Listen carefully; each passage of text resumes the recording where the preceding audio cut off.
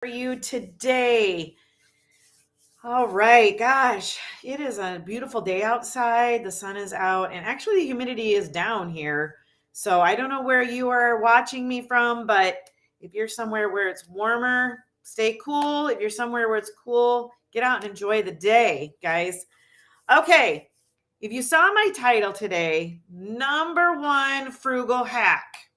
This is the number one frugal hack. First and foremost.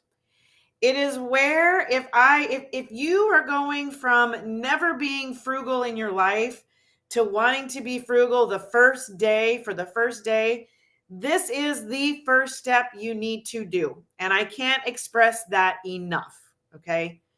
This is the first step that you need to do. So drum roll, please. What is the number one frugal hack? Tell your money where to go. Now, I know you probably are all looking at me going like, really? Like that is all she's got? But it's huge. It is huge. And then I say do a quarterly audit. Every quarter, sit down and do an audit.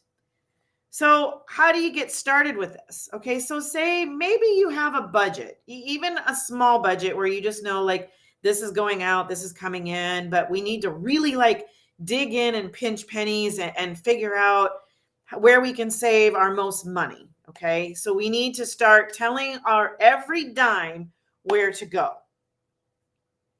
Now, if you follow Dave Ramsey and all of those, I mean, there's a plenty of places out there. Like if you absolutely really need somebody to dial in that, I have no skin in that game. But I've done Dave Ramsey myself. I loved it. He really kind of helped me dial into some things that I didn't think about. So I think that is awesome. So, get on board with Dave Ramsey. Get on board and do that. If you've never done it and have no idea. If you have done it, if you've got a budget in place, it's probably time to sit down and do your quarterly check. And what I mean by quarterly check your subscriptions, check your cable bill, see if there's any deals out there, check your Netflix, make sure everything that you have budgeted in is the exact price and things have not gone up, or things that you have not been using have now still been taken out because it's a subscription. Do you know how many people sign up for a subscription and never do anything with it and just let the subscription? And that's what they are counting on. That is honestly what they are counting on, is that you are going to sign up and never do anything with it and you're just going to keep paying. So it's time to start honing in on those things and really dial those things down. Cut things out of your budget. Is this thing really adding value to your life? Is it really making your life way more simpler? Is it something that you just get a ton of joy and satisfaction out of by doing? I'm going to say like for women, getting their nails done is something that a lot of women just really, really enjoy. They just really like to have their nails done and they look all pretty and all of that. In 2020, I kind of figured out that I really don't give a rip.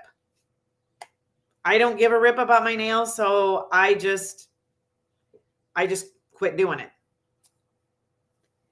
And that has saved me, I don't know, 40, 50 bucks plus tip, whatever it might be, right?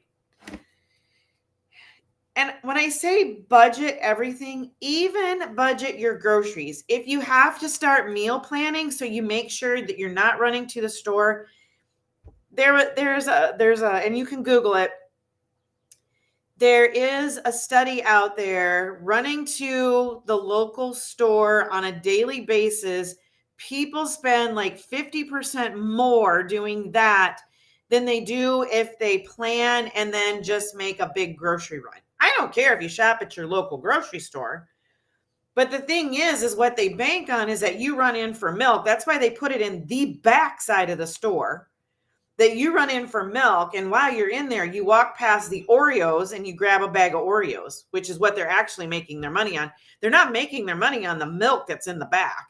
They're making their money on that Oreos or the snacks or I don't know, the booze, the whatever you are grabbing that you weren't planning on grabbing. So if you budget your groceries, if you meal plan and you budget your groceries, then you can make a list. And I walk into the grocery store with a calculator. I use the calculator on my phone. I used to have a calculator in my purse till I lost it, but I had a calculator with me and I would calculate everything that I put in that cart.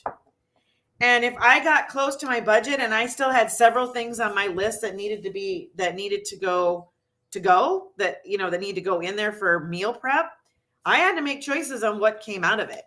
What do I put back? Maybe it's that bag of Oreos that I thought maybe I could afford and now I can't. But budget your meals, budget your groceries, and make sure that you check your cupboard and make a list before you ever walk into the grocery store. Do not go hungry. Do not go to the grocery store hungry. That is the number 2 hack.